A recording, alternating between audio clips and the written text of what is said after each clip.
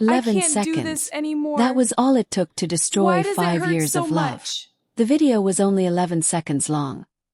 But for Sophia Okoye, it felt like the end of her entire life.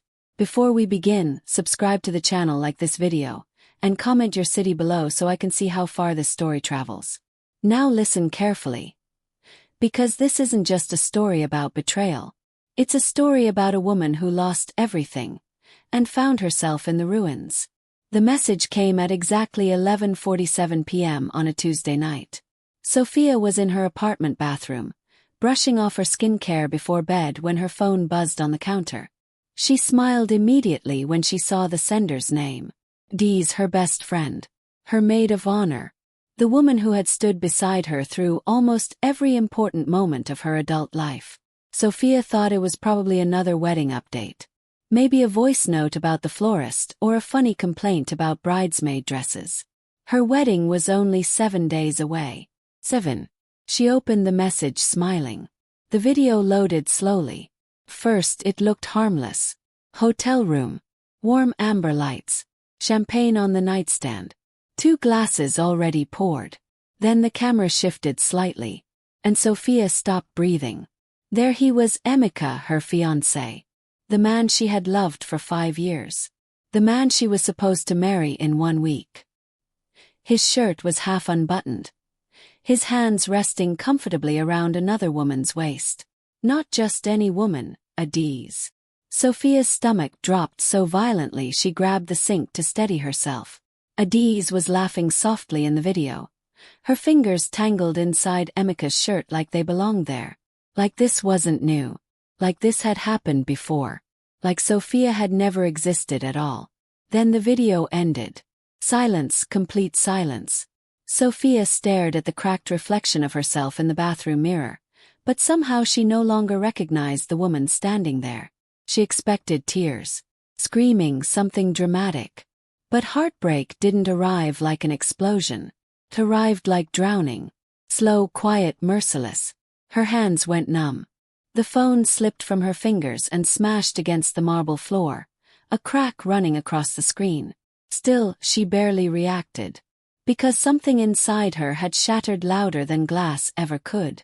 After several minutes, she picked up the phone and called Dee's. The call rang 3 times. Sophia. Her voice sounded guilty already. Sophia swallowed hard. Was it a mistake? Silence. The video, Sophia said carefully. Did you send it by accident? Another pause. Long enough to tell the truth before words ever could. Then Dee's whispered. No. That single word broke something permanent inside Sophia. Not anger. Not even grief. Trust. She ended the call immediately. No screaming. No insults. No begging. Just silence. Then she walked into the bedroom she shared with Emeka. Everything suddenly looked unfamiliar. The bed. The photographs. The jacket hanging over the chair. The framed picture of them smiling at his cousin's wedding. Every object now felt like evidence from a crime scene. Her phone began vibrating non-stop. Emeka calling. Again and again. Finally a text message appeared. Baby, please answer. It's not what it looks like. I love you. Sophia stared at the message with empty eyes. Not what it looks like. What else could it possibly be? She opened the wardrobe and grabbed a travel bag. Then she started packing quietly. Methodically. Like someone escaping a burning building. She packed clothes. Her passport. Emergency cash. Jewelry from before Emeka entered her life. Things that belonged only to her. But she left behind every gift he had ever bought her. And she never touched the wedding dress. The white gown hung untouched in the spare room, wrapped in silk and dreams that no longer existed. Dee's had helped her choose that dress. Sophia couldn't even bear to look at it. She zipped her bag, walked to the front door and paused. One final moment. One final breath inside the life she thought she was going to live forever. Then she walked away. No note. No confrontation. No goodbye. Outside, the city of Seoul was still alive. Neon lights glowed across the streets. Street vendors laughed with customers. Couples walked hand in hand beneath the night sky. The entire world continued moving, completely unaware that Sophia Okoye's heart had just been ripped apart. And somehow that hurt too. Because heartbreak feels cruelest when the world refuses to stop with you. Sophia walked alone through the cold Seoul night with one bag on her shoulder. She did not know where she was going. She had been in Seoul for 2 years, long enough to know the streets, long enough to have favorite restaurants and a dry cleaner she trusted and a church she attended every other Sunday. But tonight none of that geography meant anything. She was not walking toward something. She was walking away. Away from the apartment. Away from the wedding folder on the kitchen counter with the seating chart and the catering invoice. Away from the version of her life that had been, until 11 seconds ago, exactly what she had planned. The night air was cool against her face and she was grateful for that at least. She had her phone but she could not call her mother. Not tonight. Not with the wedding 1 week away and all the relatives already in town and the caterer already paid and the joy on her mother's face every time she talked about the ceremony. She could not take that from her mother on a Tuesday night with a cracked phone screen and a canvas bag and nothing decided yet. She was not ready for that conversation. She was not ready for any conversation. She just needed to walk. She turned down a quieter road, away from the main boulevard, moving deeper into one of the older districts where the streets narrowed and the lighting was softer. She was crying now, though she had not noticed when it started. The tears were just there, running steadily down her face without drama, without sound, the way rain sometimes falls so gently you do not realize you are wet until you are soaked through. 5 years, she thought. 5 years and 7 days. She had met Emeka at a mutual friend's birthday in Lagos. She had been 26. He had walked across the room to introduce himself with a directness she had found attractive. And they had talked for 3 hours and exchanged numbers and texted every day for a month before their first date. She had been careful with him. She had taken her time. She had watched for the red flags her friends always talked about and she had not found any. Or she had told herself she had not found any. And so she had let herself love him. Fully. The way she did everything, completely or not at all. She wondered how long it had been going on. She wondered if there had been others. She wondered if Adiz had been at the bridal shower, holding Sophia's hand during the toast, already knowing. She wondered if she had ever actually known either of them at all. The wondering was the worst part. It turned everything she remembered into a question. She was so deep inside the wondering that she did not notice the headlights. The car came around the corner fast. Not reckless but fast, the way powerful things move when they are not expecting resistance. And Sophia had stepped off the pavement without looking and the screech of tires split the night air like a knife. She froze. The car stopped less than a meter from where she stood, close enough that she could feel the heat of the engine. For a moment, the street was completely silent. Then the driver's door opened. The man who stepped out was not what she expected. She did not know what she had expected. Anger, maybe, the way most people reacted when startled, raised voices and sharp words, and the particular hostility of someone whose evening had been inconvenienced. She was already bracing for it, already pulling her face into the blankness she used as armor when she did not have the energy to fight back. But he was quiet. He stood beside the open car door and looked at her, and the first thing she registered was the stillness of him. Not the stillness of someone restraining themselves, the stillness of someone who had never needed to. He was tall, dressed in a dark suit without a tie, the collar of his shirt open at the throat, and his face in the amber glow of the street lamp was the kind of face that did not ask for attention but commanded it anyway. Sharp jaw, dark eyes that caught the light in a way that felt almost deliberate, an expression so composed it was almost unreadable. He looked at her the way someone looks at something unexpected, not with alarm but with a careful, measuring attention. "Are you hurt?" he asked. His voice was low, unhurried. Sophia realized she was still standing in the middle of the road. She stepped back onto the pavement. "I'm fine," she said. Her own voice came out rougher than she intended, scraped hollow. "I wasn't watching. I'm sorry." He did not move. He was still looking at her. Not aggressively, not with the raking appraisal she sometimes got from men who thought attention was a gift, but with something quieter than that. like he was reading something written in a language he did not usually encounter. "You have been crying," he said. It was not a question. She almost laughed. There was something almost absurd about standing in a narrow Seoul street at midnight, tear-streaked and carrying a weekender bag, being observed so plainly by a man she had nearly been struck by. "Yes," she said, because denying it would have been ridiculous. "Where are you going?" "I don't know." Something shifted in his expression. Barely, just a fraction, but she caught it. He looked at the bag on her shoulder, at her face, at the empty street behind her. And then he said, "Get in the car." She stared at him. "I don't know you." "No," he agreed. "Then why would I get in your car?" "Because," he said with the quiet certainty of someone who rarely explained themselves, "you are standing alone in this street at midnight with nowhere to go, and I am offering you somewhere." It was not charming. It was not warm. It was simply true, delivered without performance, and that plainness was what undid her, because she was so exhausted by pretense, so hollowed out by the last hour, that something honest felt like the only thing she could bear. She got in the car. His name was Kang Joon-seok.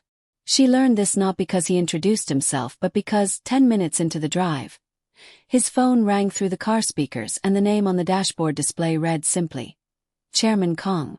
The man who answered had called him that with a deference that told her everything she needed to know about the kind of weight this man carried in the world. He cut the call short. "Where do you need to go?" he asked. "I told you. I don't know." He took her to a building in Gangnam. Glass and steel, doormen in black, the kind of quiet that only comes with serious money. She followed him into an elevator without asking where they were going. She was too tired to be afraid, too emptied out. Whatever danger this man represented felt distant compared to the things she was already carrying. The apartment he brought her to was on the 34th floor. Floor-to-ceiling windows, city lights spread out below them like something spilled and glittering, the Han River a dark ribbon in the distance. The space was enormous and almost entirely silent, furnished in dark wood and clean lines, no clutter, no softness. The home of someone who did not need comfort because they had control instead. He set her bag down near the entrance. "You can stay here tonight," he said. She looked at him. "Why?" "Because you need somewhere to stay. You don't know anything about me." "I know you were walking alone at midnight," he said. "I know you had nowhere to go. I know whatever happened to you tonight was serious enough to put that look on your face." He paused. "The rest I don't need to know." Sophia stood in the middle of his living room and looked out at the city below, and something inside her, some last, tightly held piece of composure, finally gave way. "My fiancé," she said. Her voice was steady but only barely. "My best friend. 1 week before my wedding." She did not look at him. "I found out tonight." He said nothing. He did not offer condolences or empty words, did not perform sympathy. He simply stood on the other side of the room and let the silence hold what she had said, and somehow that was more bearable than anything else would have been. "There is a room at the end of the hall," he said finally. "You will find everything you need." She turned to look at him then. "Why are you doing this?" He met her eyes. "I do not know yet," he said, with an honesty that surprised them both. She slept for the first time in what felt like years. She woke to the smell of coffee. For one disorienting moment she did not know where she was. White ceiling, unfamiliar sheets, the particular quality of Seoul morning light coming through curtains she did not recognize. Then everything came back. The video, phone call, the street, the man. She sat up slowly. When she walked into the kitchen, Kang Joon-seok was already there, standing at the counter in a different suit from last night, a cup of coffee in his hand, reading something on his phone. He looked up when she entered. "There is coffee," he said. "And food, if you eat in the morning." She poured herself a cup and stood at the counter opposite him. In the daylight he looked exactly as he had at midnight. Unhurried, composed, the kind of man who moved through the world as if it had been arranged to accommodate him and simply had not gotten around to telling anyone else yet. "I should leave," she said. "Where will you go?" She wrapped her hands around the mug. "I don't know yet." "Then stay." She looked at him. You don't mean that. I don't say things I don't mean. There was a long pause. Outside the windows Seoul hummed and moved, 34 floors below, indifferent and alive. I don't know your name, she said. Not your real one. Kang Joon-seok. Sophia Okoye, she said. He looked at her for a moment. Nigerian. Yes. Something moved through his expression. Not surprise exactly, more like the particular attention of a man filing something away. You speak Korean well, he said. I've been here 2 years. He paused. I came for work. I stayed because of him. She said it without bitterness. Just fact. He nodded slowly, as if this told him something. And now I have no idea. He set his phone face down on the counter. You are welcome to stay until you do. She studied him. You're dangerous, she said. Not a question. She had heard the phone call last night, had seen the way the doorman moved when he entered the building, had clocked the particular quality of his authority, the way it did not announce itself because it did not need to. What you do, it isn't ordinary. He looked at her steadily. No, he said. And you're still offering me a place to stay. Yes. Why? He was quiet for a moment. Then, because you got into my car last night knowing I was a stranger, and you were not afraid. That is either very foolish or very brave. I do not think you are foolish. Sophia looked at him for a long moment. Then she picked up her coffee and turned to face the window, looking out over the city. 1 week, she said quietly. I was supposed to be getting married in 1 week. I know. I can't go home. My whole family is already there. My mother, she stopped, pressed her lips together. She has been planning this for years. It was never just my wedding to her. It was everything she wanted for me. Her voice was steady but her hands tightened around the mug. I can't call her and tell her it's over. Not yet. I'm not ready. Then don't, he said simply. She turned to look at him. It's not that simple. You don't have to decide anything today, he said. You don't have to decide anything this week. You only have to decide one thing right now. He picked up his phone again, unhurried. Stay or go. She thought about the apartment she could not return to, the dress in the spare room, Emika's messages that were still coming, she was sure of it, message after message she had not opened. She thought about Adi's face in the video, laughing, her head tilted back. She thought about her mother's voice the last time they had spoken, bright with excitement, saying only 23 more days, my daughter, only 23 more days. Stay, Sophia said. Something shifted in his expression. It was small, a fraction of a degree, but she caught it because she was already learning to watch him the way you learn to read a language you are not fluent in yet. Slowly, carefully, looking for the meaning behind the words. He stayed and she stayed and the city moved 34 floors below them, and that was how it began. The days that followed were strange and suspended, like living inside something that had not yet decided what it was. Kang Joon-seok left early every morning and returned late, and in his absence his apartment was hers. All that glass and silence and the city spread out below like a map of somewhere she was still learning. She called her mother on the 3rd day. She did not tell her everything.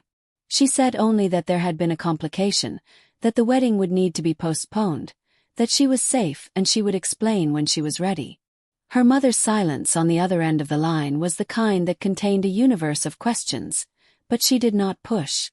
She said, I am here whenever you are ready, my daughter. And Sophia sat in Kang Joon-seok's living room and cried for the first time since that first night, properly, fully, the kind of crying that has no dignity to it at all. He found her like that when he came home. He did not say anything immediately.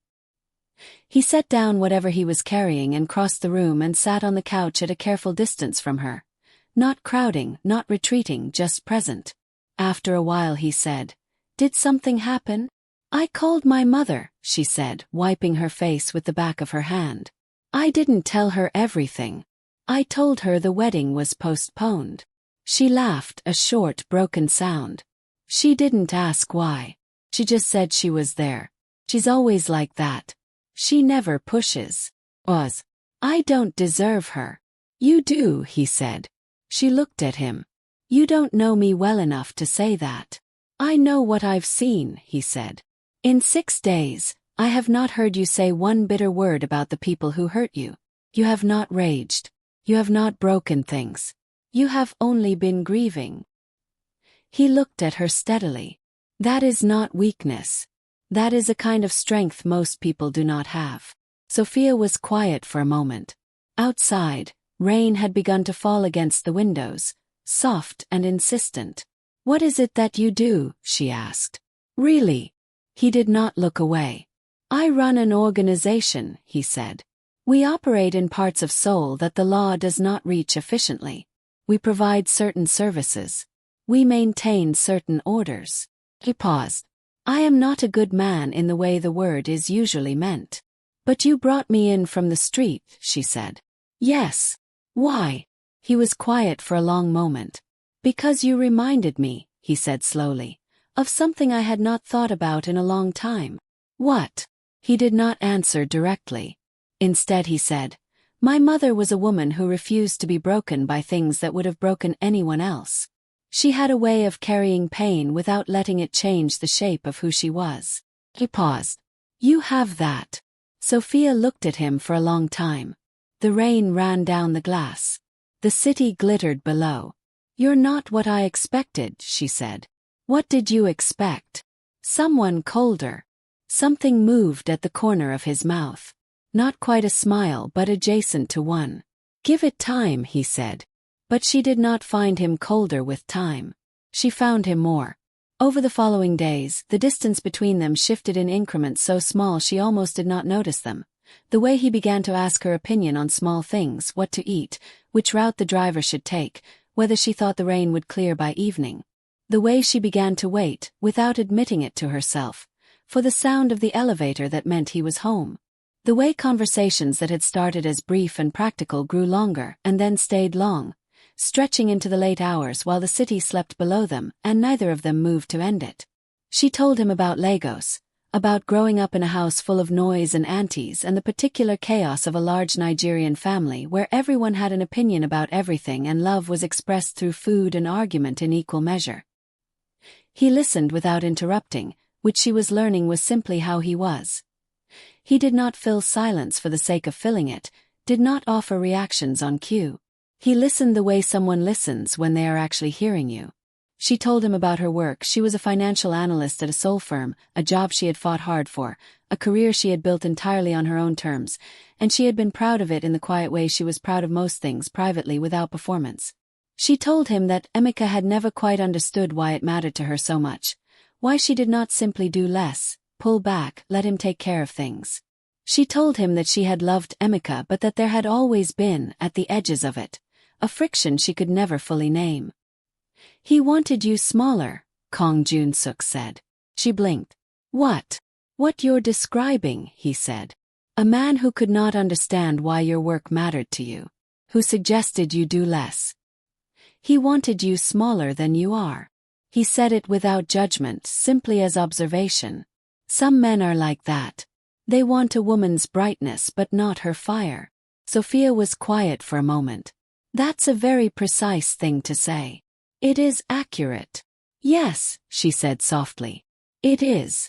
She looked at him in the low light of the room, this man who had built a world of controlled danger around himself, who moved through violence and power like water moves through stone, smooth and inevitable, and she thought, you have never once suggested I should be smaller. In all these days. Not once. Joon-seok, she said. It was the first time she had used his name without the formality. He looked at her. Thank you, she said. For the street. For this. For. She gestured at the room, at the apartment, at all of it. For not asking me to explain myself.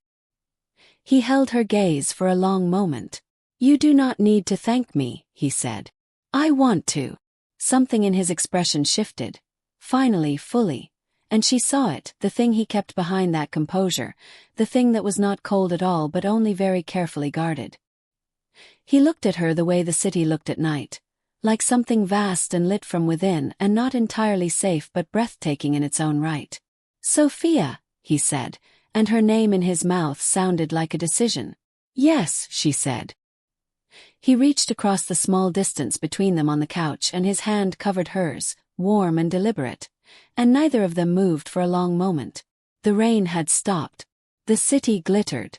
34 floors below, Seoul continued to be completely indifferent to everything.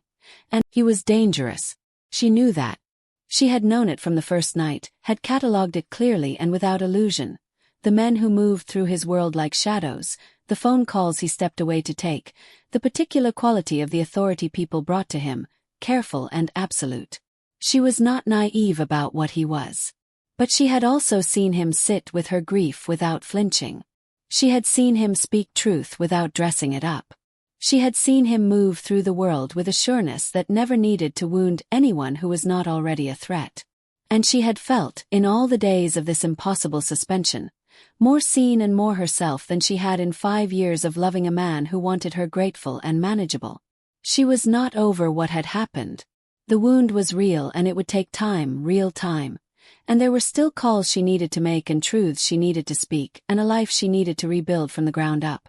None of that was small. None of it was finished. But she was sitting in this room with this man, and his hand was over hers, and she was not afraid. What happens now? She asked. He looked at her steadily. Whatever you want to happen, he said. You are not someone anyone gets to decide things for. Not anymore. She turned her hand over beneath his, held it. Then I want to stay, she said. Not because I have nowhere to go. Because I choose to be here. He looked at her for a long measuring moment, and something in his face settled.